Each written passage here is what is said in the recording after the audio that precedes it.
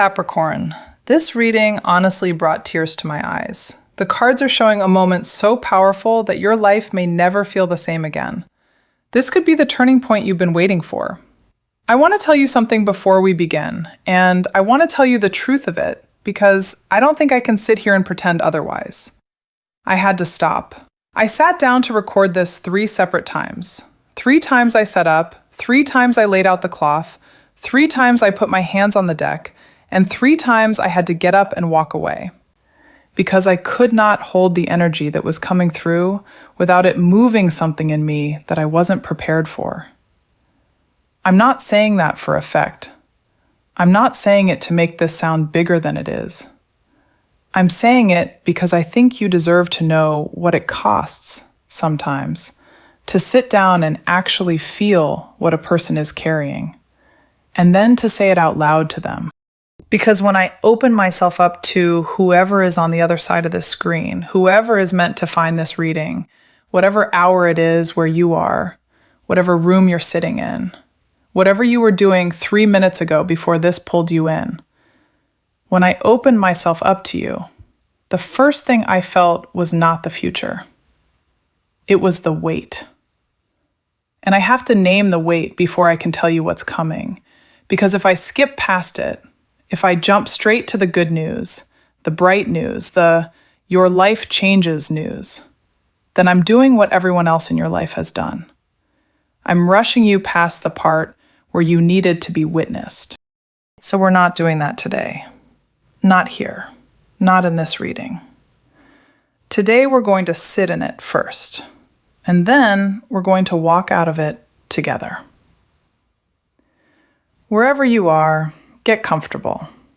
Actually comfortable, not perched on the edge of something ready to leave. Put your feet flat. Let your shoulders come down from where they've been living, up around your ears, for what I suspect has been a very long time. And breathe.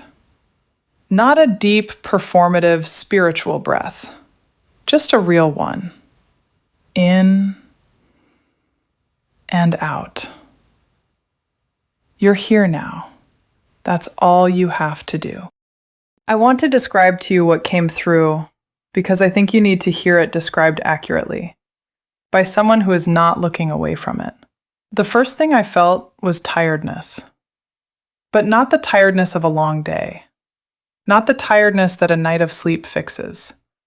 This was the other kind, the kind that lives underneath the tiredness. The kind you feel when you wake up before the day has even asked anything of you yet.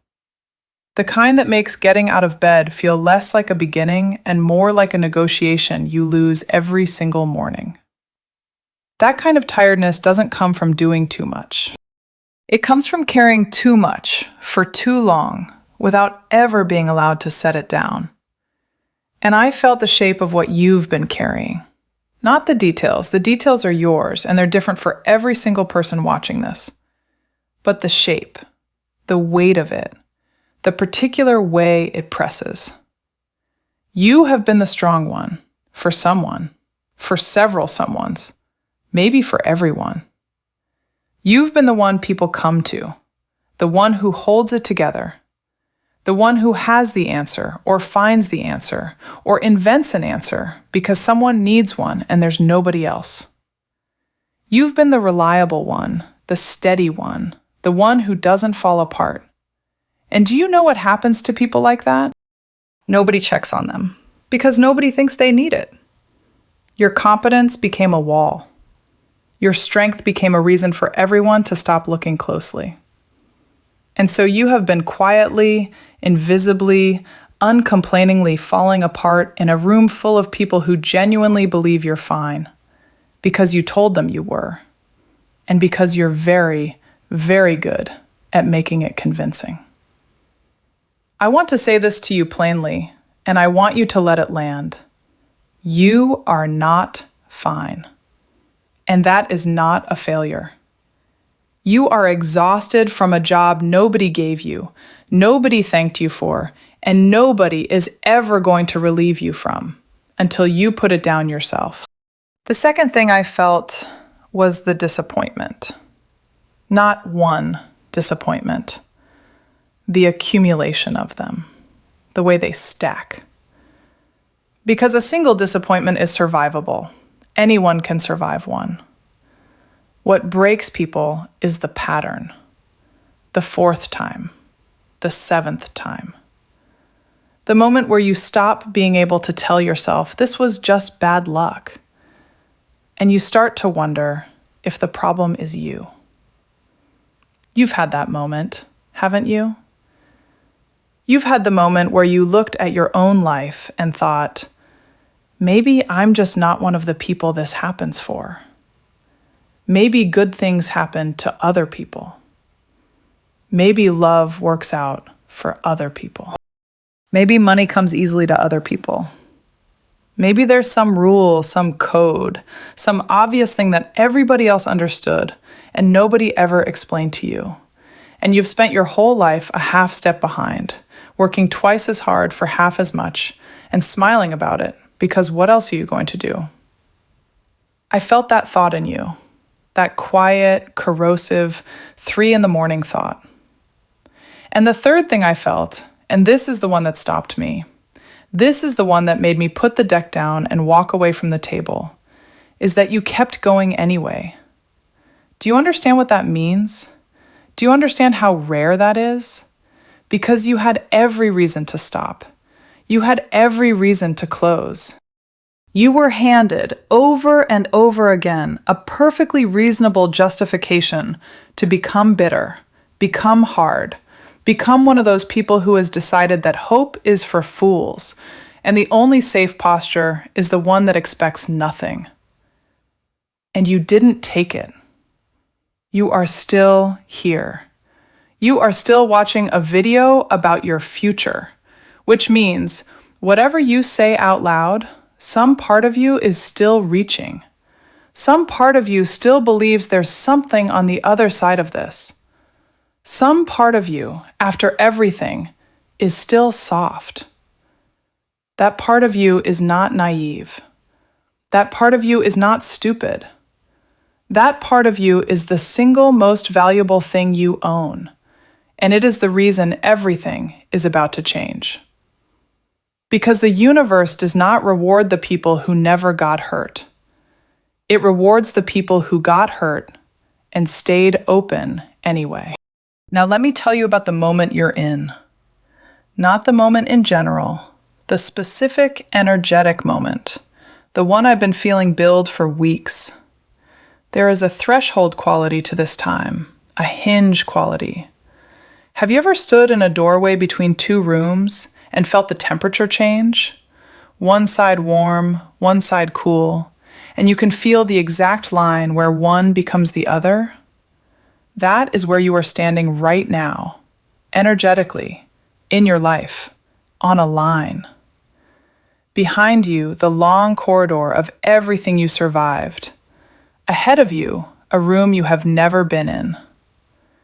And I want to be honest with you about what standing on that line feels like, because it doesn't feel like triumph.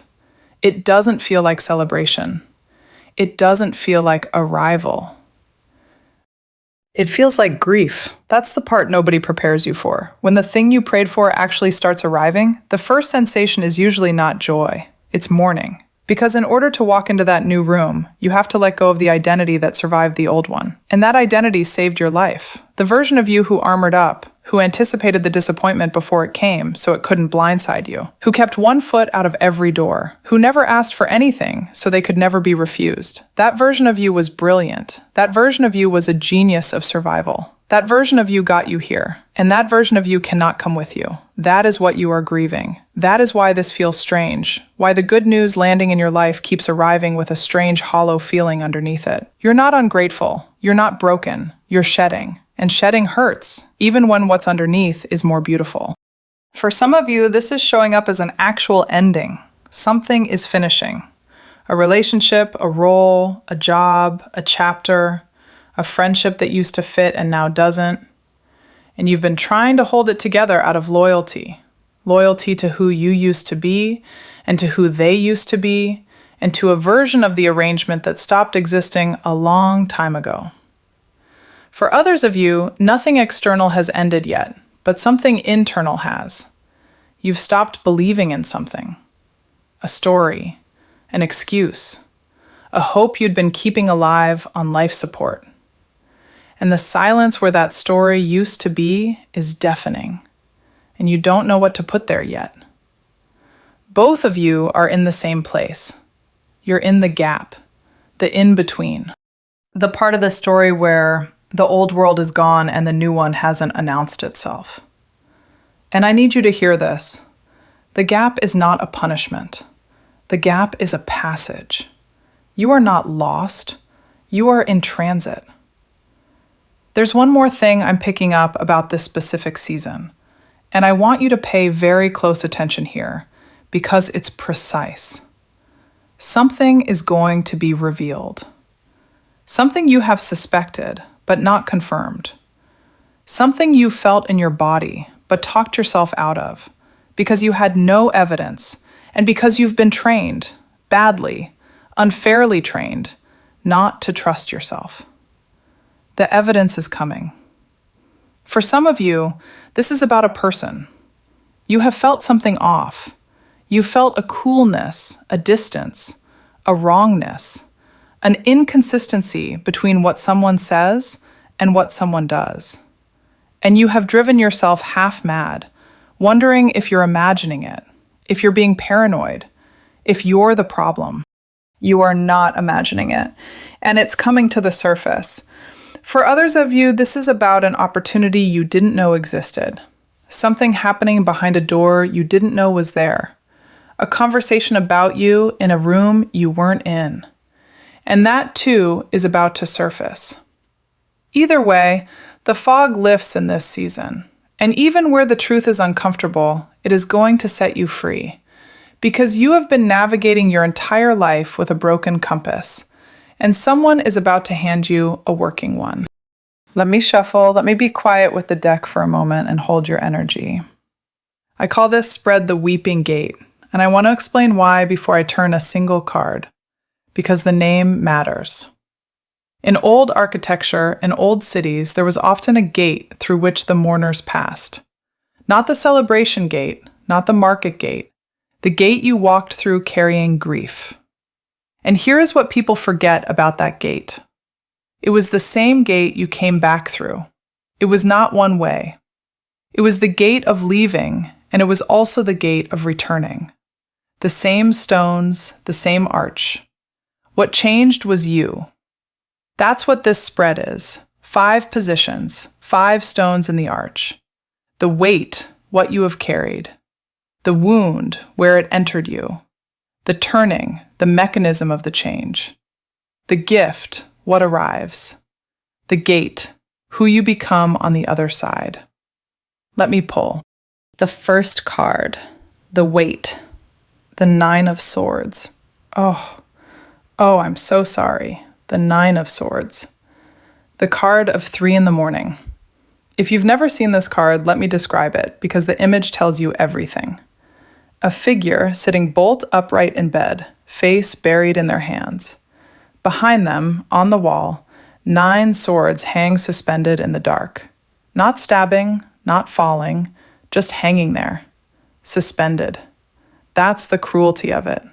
The swords never actually fall. The dread never actually resolves. There's no catastrophe, there's just the anticipation of catastrophe, night after night after night, for years. This is the card of the mind that will not stop. This is the card of lying in the dark, running the same conversation for the 9th time, thinking of what you should have said. The card of the financial calculation you do in your head at 3 in the morning, adding and re-adding numbers that don't change. The card of watching someone breathe beside you, asleep, peaceful, while you lie awake terrified of a future they don't even know you're afraid of. This is the card of carrying it alone. And I want to point out the most important detail on this card because almost nobody talks about it. The swords are on the wall. They are not in the figure. They have not touched them. They are decoration. They are threat, not injury. Do you understand what the card is saying? Most of what you have suffered has been anticipation. Not the thing itself, the dread of the thing. You have lived through catastrophes in your mind that never came. You have grieved losses that never happened. You have paid in advance and with interest for disasters that were never scheduled to arrive. And your nervous system does not know the difference. It does not know that the swords are on the wall. It has been treating them as though they were in your chest every single night for years. That is the weight. That is what you have been carrying. Not a series of external tragedies, a permanent, unrelenting, internal bracing. And here is why it appears in the first position of a reading about your life changing. Because you cannot receive what's coming while you're braced. The bracing has to end first. The second card. The wound. The moon. And now I understand. Now the whole picture clicks into place. The moon is the card of distortion, of a landscape seen by moonlight where everything is real, but nothing is the shape you think it is. Where the path exists, but you can't see it. Where the shadows on the ground look like animals, and the animals look like shadows, and you cannot tell which is which. The moon is not a lie. That's the sophistication of this card. The moon is a truth you cannot see clearly enough to trust. And that is your wound. Somewhere, and for many of you this happened very early, earlier than you have conscious memory of. In the house you grew up in, you learned that your perception could not be trusted. Maybe you said something is wrong and you were told nothing is wrong. Maybe you said you're angry with me and you were told, I'm not angry, don't be ridiculous. Maybe you felt the tension in a room like a pressure change before a storm, and every adult in that room looked you in the eye and told you the room was fine. And you had a choice as a child. You could believe your own senses and conclude that the people you depended on for survival were lying to you, which is unbearable. Or you could conclude that your senses were broken. You chose the second one. Every child does. It's the only survivable choice. And you have been paying for it ever since. That is why you cannot trust your gut. That is why you second-guess every instinct until it evaporates. That is why you stay too long in things you knew were wrong in month 2, because you needed evidence, because your own knowing was never allowed to count as evidence. That is why you're so tired. Do you see it? You have been doing every single thing in your life twice. Once by instinct, and then again, laboriously, by proof. Because you were never permitted to just know. The Nine of Swords was the symptom. The moon is the cause. And I want you to sit with that. Because a wound that gets named accurately is a wound that can finally close. You were not born broken. You were trained.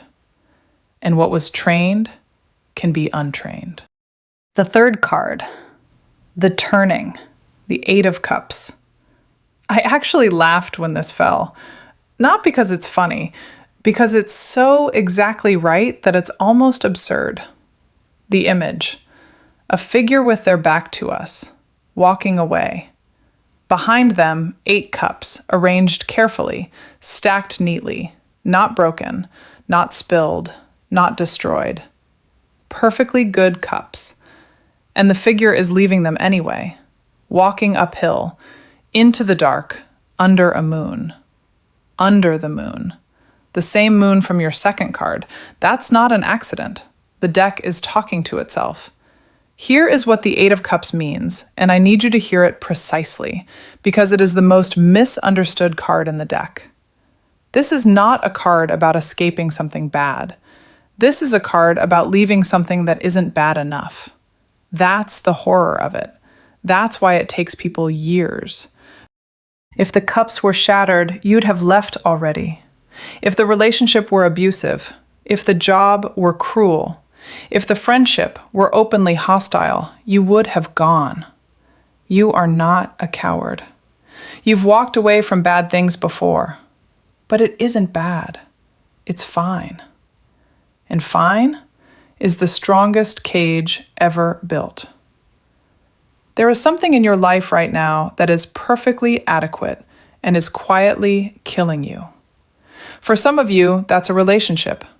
Nobody's cheating, nobody's shouting. They're a decent person. You have a life. And you lie awake at 3 a.m, 9 of Swords, remember, with a feeling in your chest you cannot name. And you tell yourself you're being ungrateful, because what would you even complain about? For others of you, it's the work. It pays, it's stable. People would be envious. And every Sunday evening, there's a heaviness that arrives on schedule, like a bill. And you've stopped mentioning it, even to yourself. For others of you, it's a version of your own life, a whole identity, a set of assumptions about what you're allowed to want, who you're allowed to be, how much space you're permitted to take up. Cups you didn't choose. Cups someone handed you when you were too young to refuse them. And you've been standing there, dutifully, guarding cups you never wanted, for decades. The 8 of Cups is the moment you put them down. And here is the mechanism of your entire life changing. This is the answer. This is the turning. This is the thing. Nothing changes for you until you leave the adequate thing. Not the terrible thing, you'd have left that. The adequate thing. I know how frightening that is. I know that walking away from something that is fine looks insane from the outside. I know that you will not be able to explain it to the people who love you. They will say, "But what's actually wrong?" And you will not have an answer, because there is no answer in the vocabulary they're using. But look at the card again. Look at the figure walking uphill in the dark. They are not running away. They are walking toward. They have simply understood something that the people around them haven't, that there is more, that the cups they were given are not the only cups that exist, that a life can be perfectly acceptable and still not be theirs.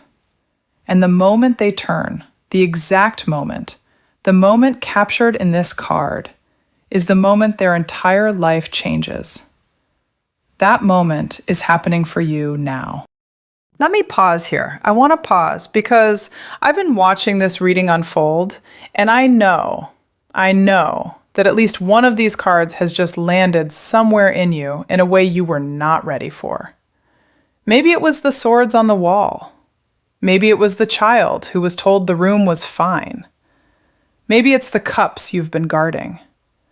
If something has just cracked open in you, I want you to do one thing for me. Go down to the comments and tell me which card found you. Not a paragraph, not an explanation, just the card. Just the moon or the 8 of Cups. I read every one. And I want you to know you are not the only person who is sitting there right now feeling exactly this. There are thousands of you, and you are about to see each other. Now let's turn the 4th card, because everything we've done so far has been about what you're leaving. This is what's coming to meet you. The 4th card, the gift, the star, the star. I need a second. Do you know what the star is? Do you know where it sits in the deck? Do you know what has to happen immediately before the star can appear? The Tower. The star is the card that comes directly after the Tower. It is the card of the morning after the disaster. It is what you find standing in the smoking wreckage of everything you thought was permanent. The image is a figure kneeling by a pool, naked, completely, utterly unarmored for the first time in the entire deck. 1 foot on the land, 1 foot in the water, pouring water back into the pool from one vessel and onto the earth from another. Above them, one enormous star and 7 smaller ones. The star is the card of hope that has survived contact with reality. That is the distinction, and it is everything. This is not the naive hope of someone who has never been hurt. This is not optimism. Optimism is cheap. Anybody can be an optimist before anything has happened to them. This is the hope of someone who has been through the tower, who has watched it all come down, who has been through the 9 of Swords and the moon and the long walk uphill in the dark of the 8 of Cups, and who kneels down anyway and takes off the armor anyway and hopes anyway. That is not naivety. That is the most hard-won, expensive, deliberate thing a human being can do, and it is yours. You have already earned it. It is not something you have to go and get. It is the thing you have been building without knowing it every single time you got knocked down and did not close your heart. So let me tell you what the star actually brings, because it brings very specific things.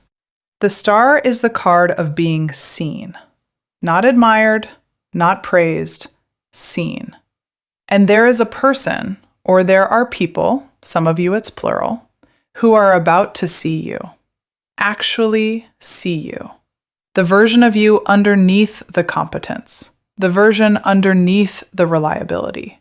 The one nobody checks on. Someone is going to check on you. And I want to warn you about something, because I've watched this play out too many times to not warn you. You are going to want to deflect it. Someone is going to look at you with real, undefended attention and ask if you're okay. And every instinct in your body is going to make a joke, change the subject, turn the question back around onto them. Because being witnessed, when you have spent your whole life being the witness, is unbearable. It feels like being skinned. Do not deflect. Please, do not deflect. Stay in it. Let it be awkward. Let your face do the thing it wants to do. That moment is the gift. That moment is what the entire reading has been building toward. Not the money, not the outcome, not the external change. Being seen and not running. The star is also the card of healing that happens quietly. I need to be honest with you about the shape of what's coming, because I don't want to sell you something that isn't real. There is not one single miraculous day where everything is suddenly fixed. That's not how the star works. The star is not the sun. The star is the slow return of your ability to sleep. The star is the day you notice you haven't run that conversation in your head all week. The star is catching yourself laughing at something and realizing you didn't calculate it first. The star is standing in your kitchen, doing something completely unremarkable, and being visited by a totally unearned and inexplicable sense of okayness, and looking around, almost suspicious, wondering where it came from. That is what's coming. It is going to arrive so gently that you may not even notice it arriving. And for some of you, and this is the 7 small stars around the big one, this comes materially too. The star pours water into the pool and onto the land. It feeds both the emotional and the physical. Relief is coming to your circumstances. Something eases. A pressure that has been constant becomes intermittent, and then becomes occasional. And then one day you realize you haven't felt it in a month. But understand the order. The star heals the person first, and the circumstances second. It has to. Because a person still braced for the 9 of Swords cannot hold anything good. They'll drop it, or sabotage it, or explain it away. So the healing comes first. That's not a delay. That's preparation. And here, at the gate, at the very end, the 5th card, Justice. I put my hand over my mouth when this turned, because if you have been waiting, and you have, If you have been carrying quietly for years the unspoken question, when does this get made right? Here it is. Here is your answer. But I have to tell you what justice actually means, because it is not what most people think it is. And this matters more than anything else I will say to you today. Justice is not revenge. Justice does not mean the people who hurt you get hurt. It does not mean the ones who overlooked you fall from grace. It does not mean the person who left you comes crawling back, ruined, begging. I know some part of you wants that. It's allowed to want that. That's a human thing to want, and I'm not going to shame you for it. But that's not what this card is. Justice is the restoration of accurate weight. Look at the figure. A sword in one hand, scales in the other. And the scales are not tipped in anyone's favor. They are level. They are true. Here is what has actually been wrong in your life.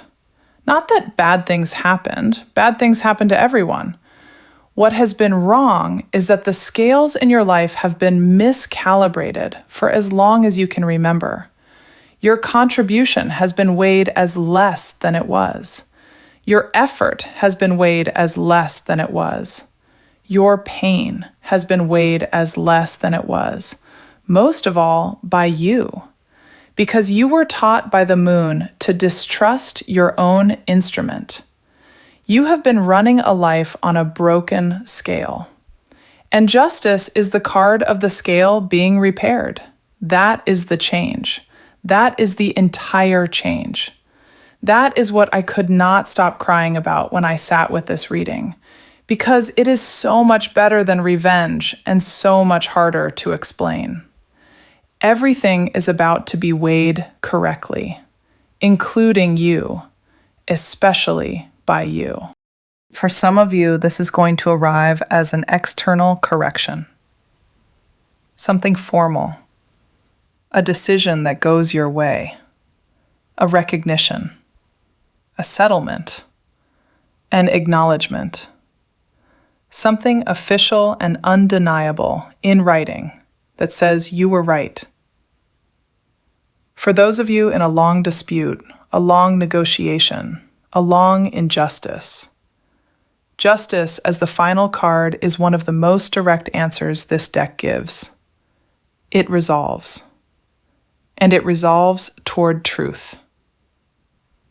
For others of you, it's more intimate and, I think, more important. It's the moment someone says, I should have listened to you. The moment someone who dismissed you looks at the evidence and cannot dismiss it anymore. The moment the room that told you it was fine finally admits it was not fine. But here is the deepest layer of this card, and I want to end the reading here because it is the thing that actually changes your life. Justice also weighs you. That sword cuts in both directions, and this is where you have to be brave. Because for the scales to be true, you have to be honest about the ways you have kept them false, the ways you accepted less than you were owed, and called it humility. The ways you stayed and called it loyalty. The ways you set yourself on fire to keep someone else warm and called it love, when what it actually was, if we're being honest, was fear. Fear of being alone. Fear of being too much. Fear that if you asked for your accurate weight, you would be told you were worth less than you'd hoped. And so you never asked, and you never found out, and you paid for that not knowing every day for years. Justice is the end of that. Justice says, ask. Justice says, put it on the scale. Justice says, find out what you're actually worth. And stop protecting yourself from good news. Because that is what you've been doing Do you know that? Underneath everything, the Nine of Swords, the Moon, the Eight of Cups, you have been protecting yourself from good news. You have been refusing to hope so that you can never be disappointed. You have been assuming the worst so that the worst can't ambush you. And the cost of that strategy, the actual, real, arithmetic cost, is that it also keeps out everything good. The wall does not discriminate. Justice at the gate is the card that says, take it down. The reading is done. 5 cards. And they tell a complete, coherent, devastating, beautiful story. You were wounded into distrusting yourself. You have carried the cost of that in your body every night. You are now leaving the adequate life it built for you. Something gentle and hard-won is coming to meet you. And the scales of your life are about to be made true. But a reading is not a prophecy. A reading is a map. And a map does not walk anywhere. So here is what I need from you. 4 things. And I need you to actually do them, not just hear them. The first, stop treating the swords on the wall as though they're in your chest. The next time the 3 a.m. spiral starts, I want you to do something almost insultingly simple. I want you to ask, has this actually happened? Not could it happen? Not would it be terrible if it did? Has it happened? Right now, in this room? And the answer, almost always, will be no. The swords are on the wall. You are not going to be able to think your way out of the dread. The dread is not a thought, it's a body state, and you cannot argue with a body. But you can name it.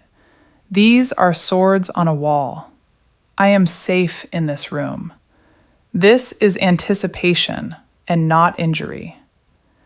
You will have to do this 1,000 times. It will not work the first 400. Do it anyway. This is how a nervous system is rebuilt. Boringly, repetitively, without visible progress. And then, all at once. The second, give a single instinct its authority back. Not your whole life. Don't try to trust yourself completely all at once. You'll fail and it'll confirm the thing you're afraid of. Just one.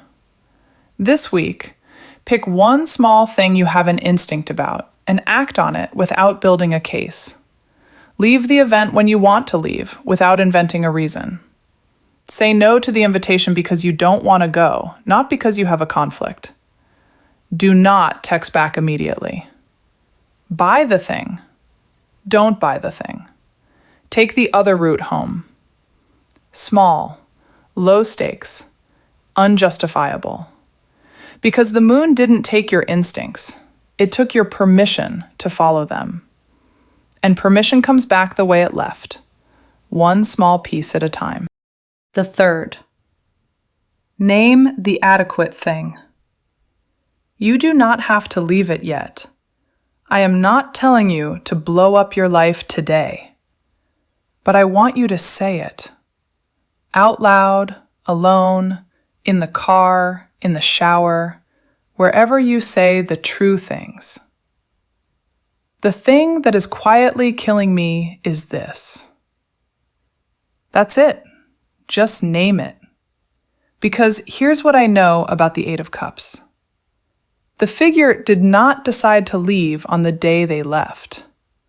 They decided months earlier. The day they left was just the day their feet caught up with a decision their heart had already made. Naming it is the decision. The feet come later. And they will come later. That's not a threat. That's a promise. The fourth, do not deflect the good. This is the hardest one, and it's the one everything else depends on. When it comes, and it is coming, you are going to want to minimize it. Someone will compliment you and you will say, "Oh, it was nothing." Something will go right and you will immediately start scanning for the catch. Someone will offer you help, and you will say, "No, no, I'm fine," reflexively, before you even considered it. Because "I'm fine" is the load-bearing lie of your entire life. Catch yourself. And then, don't do it. Say thank you. Say yes.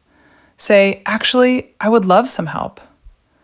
Let the compliment land in your body instead of bouncing off the armor. You will feel exposed. You will feel like you're being seen naked. You are. That's the star. Kneeling, unarmored at the water. That vulnerability is not the price of what's coming. It is what's coming. Before I close, 3 things came through while I was holding your energy. And they didn't come as information, they came as sentences, spoken, clear. And I'm going to pass them on exactly as I received them. The first, you were not wrong. About the thing you've been questioning. About the feeling you couldn't justify. About the person you sensed something about and could never prove. You were not wrong. You were early. And the entire architecture of your self-doubt was built on the mistaken belief that if nobody else can see it, it isn't there. It's there. It was always there. You were the only one looking. The second, you are allowed to be the one who is carried. You have carried everyone, and somewhere in you is a rule. You did not write this rule, it was installed, that says the carrying only goes one direction, that your needs are an imposition, that to ask is to be a burden. That rule is a lie, and it is going to be disproved in the coming season by someone who shows up for you in a way you did not ask for and would never have requested. Let them. Do not say you're fine. You are allowed to be the one who is carried. The third, it is not too late and you are not behind. I felt the specific grief in you about time, about the years, about watching people who started where you started end up somewhere you can't reach, and doing the math and concluding that the window has closed. The window has not closed. You were not late. You were being built. And what took so long, the wound, the doubt, the walking uphill in the dark, that was not wasted time. That was the manufacture of the exact person capable of holding what's coming. A person who got it easily would drop it. You will not drop it. You know what it cost. I want to say one more thing, and then I'll let you go. I called this the weeping gate. And I told you at the beginning that in the old cities, the mourner's gate and the returning gate were the same gate. Here is why that matters. You cannot come back through a gate you never walked out of. Everything you have grieved, every disappointment, every night with the swords on the wall, every year spent guarding cups you never wanted, that was the walking out. And I know it felt like exile. I know it felt like punishment. I know that there were entire years where you were convinced you had been forgotten, that you had been singled out for a harder life for reasons nobody would ever explain to you. You were not forgotten. You were walking out, and now you are walking back. Same gate, same stones, same arch, different person. So put your hand somewhere on yourself, your chest, your throat, wherever it's been tight, and feel that it's still going, that it never stopped. Not on the worst night, not in the worst year, not once. Something in you has been beating faithfully, without permission, without applause, without a single person noticing, for your entire life. That is not luck. That is the universe's vote, cast silently, every second, for you. And now the reading is done, and it says the same thing. Say it with me.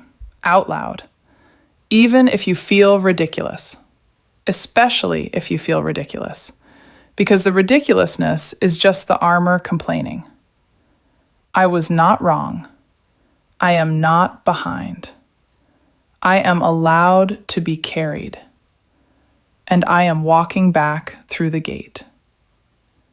Say it until your body believes it. Your mind will get there eventually. It's the slower of the two, always has been. If this reading found you, and I think it found you, I don't think you clicked on this by accident, then do 3 things for me.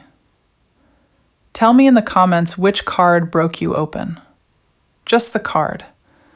I want you to see how many other people write the same one. Share this with the person you thought of. You thought of someone. Right at the start, when I described the exhaustion, a face appeared. Send it to them. They will not ask for it because they are exactly like you.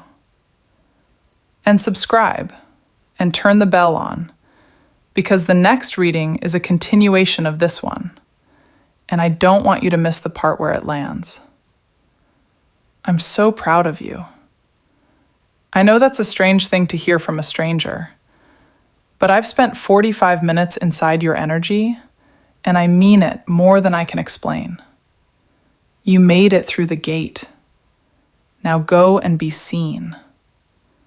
Until next time, trust the instinct. Take off the armor and let the good thing in.